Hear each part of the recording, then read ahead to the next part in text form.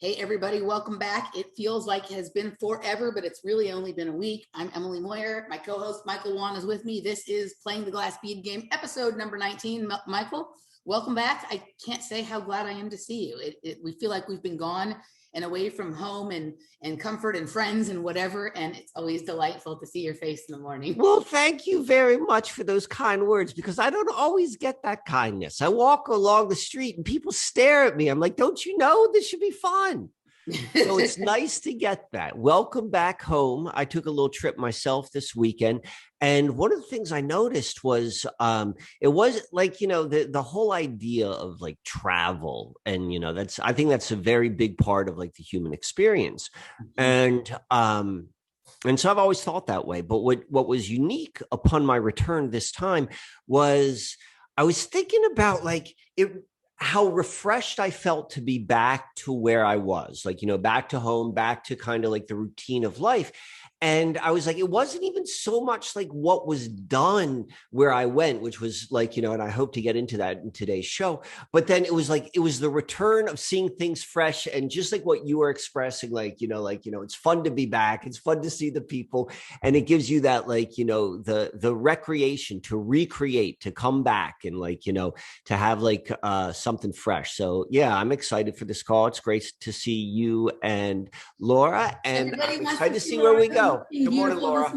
I put makeup on, so I'm a little more enhanced than normal. So good morning, everybody. She likes to put makeup on for you, Michael. Did you put makeup on for us? Yeah, I do. She likes to look pretty for us. Well, thank you. I don't want to look raggedy. You always look pretty to me. Thank you. So it's interesting. We, maybe a little bit differently than most people, have been traveling a ton for the last year and a half, right? Whereas most people have been mostly grounded. We've been traveling almost every month for most of the first few months of the lockdown last year. We weren't traveling, but we've been traveling a lot. So we have decided we are tired and we are stopping for a while, the travel. And we were very happy to get back home. And it was kind of like we got home late last night after it was a trying drive home. There's lots of stuff happened. We can maybe get into some of that. But we got home late and we were just we had an idea of how we wanted to start this morning. Because we've been here for a couple of months, but it's been a lot of reconnecting with old friends, hanging out, having a good time, probably drinking too many cocktails, this and that. And we're ready to sort of begin our work now, right? Begin whatever this run in Austin is going to really be. We have an office we're moving into today after the show, right? All that kind of stuff. And so this morning we went to bed. What's the street number? Can you tell me the street number of the office? 902. 902. Very nice. Yeah. So anywho, 902. And it's actually the very often, when we were here on the trip deciding if we were moving, right? We saw this building and that we were deciding on what the name of the business would be and where we wanted our office. And we saw this sign that said Alchemy Now. And that was the thing. Okay, yes, we're going to now Alchemy. Sorry. And it was going to be, that was okay, we do need to go with internal alchemy. We've been tossing that around and this is the area we want to be in. And as it turns out, we are in that exact office. They're gone. It's almost as if someone scripted it. Almost as if. And but we know that didn't happen. Not at all, right? The one thing which we have come to the conclusion of after these almost 40 episodes all said and done is that there's no script. There's no connection between these random. All random. But anyway, we had this way we wanted to start today, right? We've done this before. We've been okay, we're going to get up early. We're going to go do this. And then we get up and we're fuck, I can't. This morning, I woke up at 5:44. I was in a great mood. I felt my body felt good. My back didn't hurt. I felt happy. She felt fairly happy. She's been feeling a little funny the last couple of days, but she's feeling better now, right? And we got up and we went out on the trail early in the morning, which was completely different than when we go a little later in the morning or in the afternoon or in the evening. And different in what way? Different set of people, all runners out there really fast, people who are serious runners. Yeah. And we were just walking today because we're just kind of working our way back in. but it just felt different out there. It was nice. We kind of got out there right as it was going from dark to light. We decided we'd like to get out there maybe a few minutes earlier to have a little bit of walking time in the dark before it becomes light next time, or maybe start running. But the temperature was nice. It was just interesting out there. We came back, we had time for coffee and getting ready. And it was exactly the way we wanted to start today. Everything just kind of fell in. So it feels like we're ready to go, and we're here with you. And, it's a perfect morning. Well, that sounds fantastic. So I know you just gave us the perfect setup of how this conversation is going to unfold. All right. So why don't you begin and tell me, how do you want to start this? Well, let's see. I mean, maybe we should recount a little bit of our travels, because we just had travels this past week. I think let's recount the travels, and then we can get into all of the other stuff, right? But the thing that I mostly want to tell you, because it seems like it could be part of a fresh start, and I haven't decided how I'm going to handle this yet, is my phone was stolen yesterday. Huh. You mean, what do you mean stolen? All right. So this is what happened. So we stopped at a gas station in Ponca City, Oklahoma. Was it in Oklahoma, or was it still in Missouri, or Kansas? Ponca City, Oklahoma. How do you spell such a thing? What's that? I can't even tell what the first letter is that you're saying. Ponca. Ponca. Right. Ponca. Tribe. So we pulled over, and really, because we had to go to the bathroom, I think, and we were feeling a little snacky, and it was going to be a couple hours before we were in Oklahoma City. Where'd you pull over to? A QT. No, it was a pilot station. Pilot? Oh, pilot. Why did I don't even know what that is. They don't have that on the eastern side of the Mississippi. What is a pilot station? It's a gas station that also has your kind of 7-Eleven and your the city, like a travel stop, So there are two types. There's the really run down type, and then there are ones which are the fancy new ones where it's you're stepping into the Ritz-Carlton when which one is it? In the middle. Middle of the road. Okay. I'll tell you, I have another one we'll tell you about that we came across later that was something I've never seen before. Right. Okay. Anyway, so we stopped there and to go to the bathroom and maybe get just some beef jerky or something like that. Right. And I didn't really need gas, but we decided to get gas in. I decided to get gas anyway. Right. So I pull over, I get gas and I get out of the car, and I'm like, should I bring my phone with me or not? And I was like, yeah, I'll bring my phone. Maybe I'll listen to something real quick while I'm pumping the gas, because Laura had already gone inside to go to the bathroom, right? And I don't know. I just, for some reason, I did that. But I had the thought, should I bring it or should I not? So I get out there, and it was fucking. And so you're just going to be like 8 feet away from the phone. You're pumping the gas, and the phone would be on the dashboard or something if you didn't bring it. It was in the coffee cup holder. Right. It's not like you're leaving the phone and walking to the other side of the pilot property. No, correct. I just took the phone from inside of the car to outside, right? And so I was like, maybe I'll just listen to some little clip on something, because I hadn't been listening to much media, and I'm getting ready to do shows. So, but maybe I'll listen to a little short. I listen to some short little news videos or whatever. But I get out of the car, and I'm like, oh, it's fucking too noisy out here. I'm not going to be able to hear anything. So I just pushed the gas in, and before I did the gas, I put the phone right on top of the car, on the little black back lip of the car there. I put it there, I pumped the gas, and then I forgot about it, and I go inside. I have my wallet in my hand. I go in the bathroom. I put my wallet on the little toilet paper holder, right? I went to the bathroom. I get up. I make sure I have my wallet. I go out. We get our stuff. We leave. I get in the car. We start driving, and I don't have my phone, right? And so I didn't know at that point. I was trying to go back. I didn't take it into the store. So it was either on my car still, right? Or it was somewhere on had fallen off when I was driving, but we hadn't gone very far. So it was easy to backtrack, right? Okay. So we go back to the gas station. When you say not very far, a mile? Half a mile. Half a mile. You drove half a mile. Okay. We had to go to the next exit and turn around. But right away, when we realized it was gone, Laura got out to check and see if it was still on top of the car. Right. See if it had fallen. She didn't see it. And we looked on the road, looked back what we had already been on. We were just a few feet onto the freeway. Right. So we go back, and she goes in and checks inside just to make sure I didn't leave it, and to ask if anyone turned it in. I check everywhere in the gas. Yeah, let me ask you a quick question. What's your emotional state at this time? Like, are you panicky? Are you just like, I'm just going to roll with it? Like, how are you feeling? At first, I'm like, well, I was cool with it. I was like, let's just not, I'm trying to decide, should we even go back and look for it, or should I just make the decision to walk away? Right. And we went back and forth on this for a while and decided to go back. And I said, if we go back, I'm going to become emotionally engaged in this. And which is exactly what happened. And I started to get fucking. But I'm the one who encouraged. She encouraged me to go back. What if we would have found it, or somebody would have turned it in? But there was part of me that was like, I can just make the decision to walk away and never know. I could walk away right now. And Laura's like, nope, we are going to emotionally get involved in this little storyline. Okay, so now you're driving back, and now. What if go look for it, right? So it's like, all right. And people in the Midwest are pretty nice generally. So, and I made that statement, and I maybe shouldn't have. So, because we did a whole show on the Kansas City mob. Okay, so now you're going back to the pilot of Ponca City. I like that though. So Ponca. And so you're going back, and now you're like, all right, and you're starting to think about like everything that's on the phone, right? That was less. That's not important. What about the phone is important to you? So like what, I don't want to have to go through all of the hassle of getting the new one.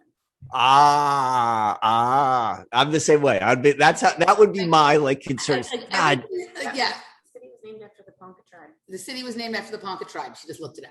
So all right, more of like, and then it's also okay. So I'll get into. Let me tell the rest of the story, and then I'll tell you. All right. So we go back there, and she goes inside. They don't have it. I look all around the gas station, and we backtrack every which way, and we call it, and it's already turned off. So somebody has taken it, because if it's just lost, nobody's going to turn it off, right? It was on before. I called it a lot. She called it several times in the store, right? See if I could hear it. So this is when I've had my phone taken before, and that's how you know it's been taken, is when you call it and it's already off, like 3 minutes after you've lost it, right?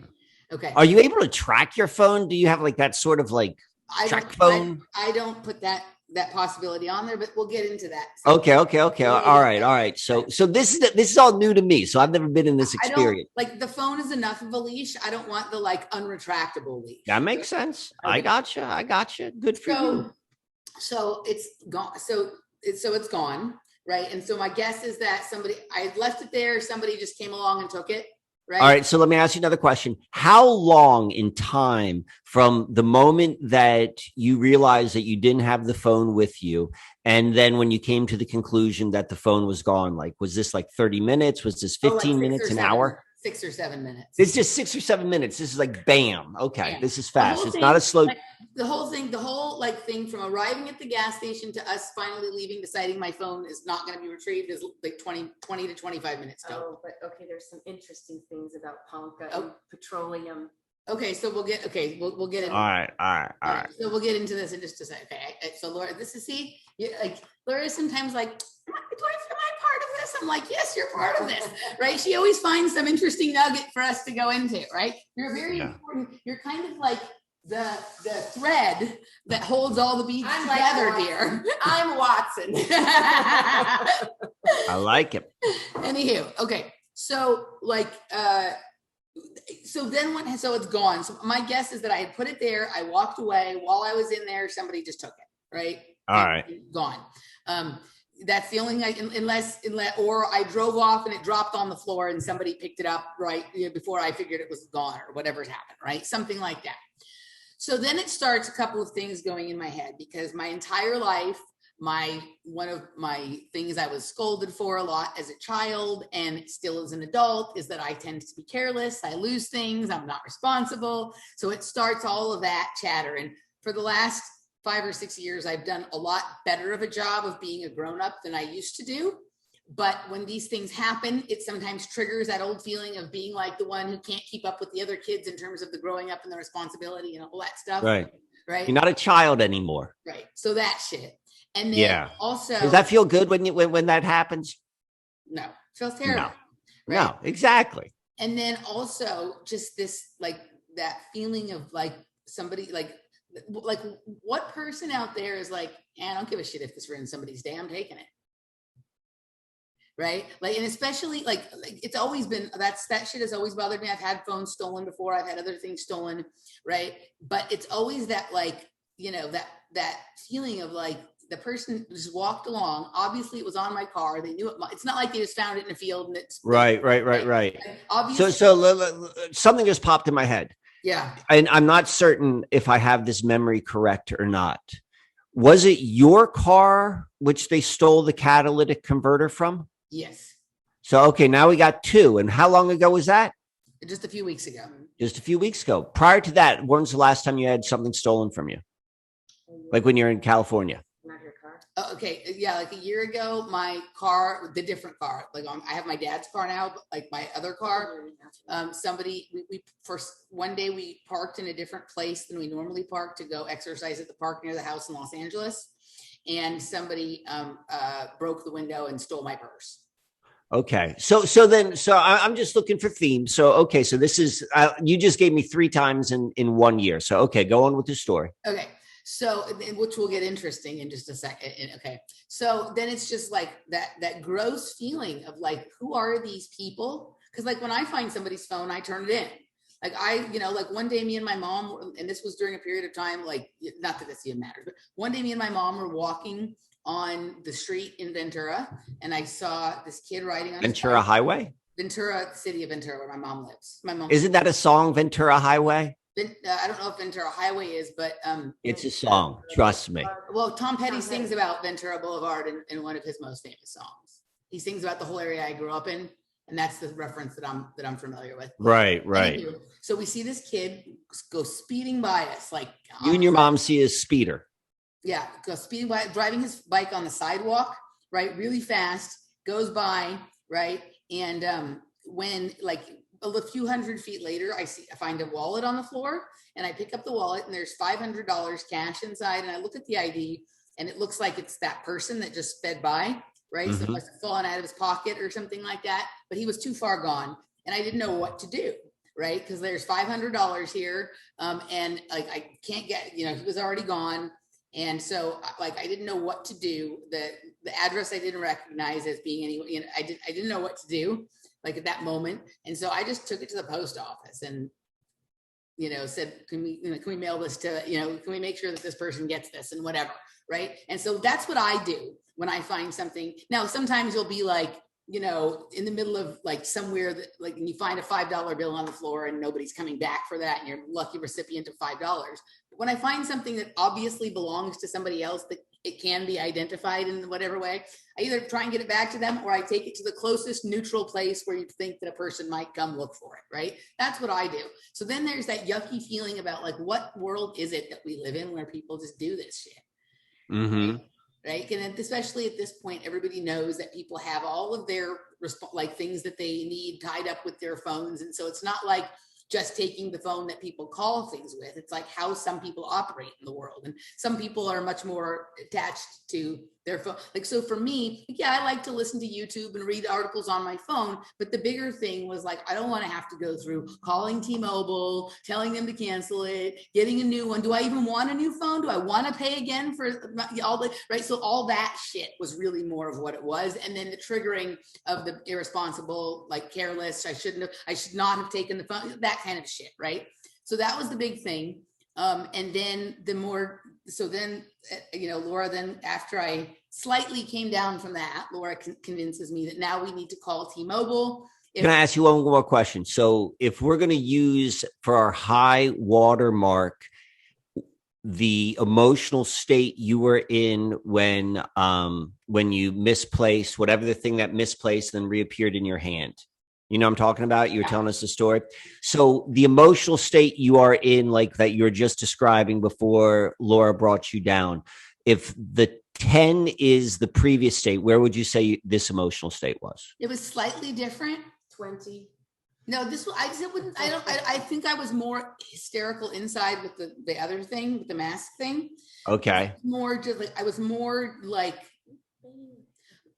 but I can tell you what it feels like inside my body, right? This was more like, that felt like very strange and inexplainable to me. This didn't feel inexplainable. This just made me mad. So it was different, but the same level. It was the amperage. I think that might be the right word. The intensity of the energy. The one was more like the other one had more adrenaline because I felt like, what the fuck is going on here? Like that was activated. Whereas this was like mad and like, just like felt like I had like let like somehow done a bad, like been naughty and irresponsible, and then like just gross because people do this shit. Whereas the other thing is like, what the fuck is going on here? Right. So it was different, but at the same level.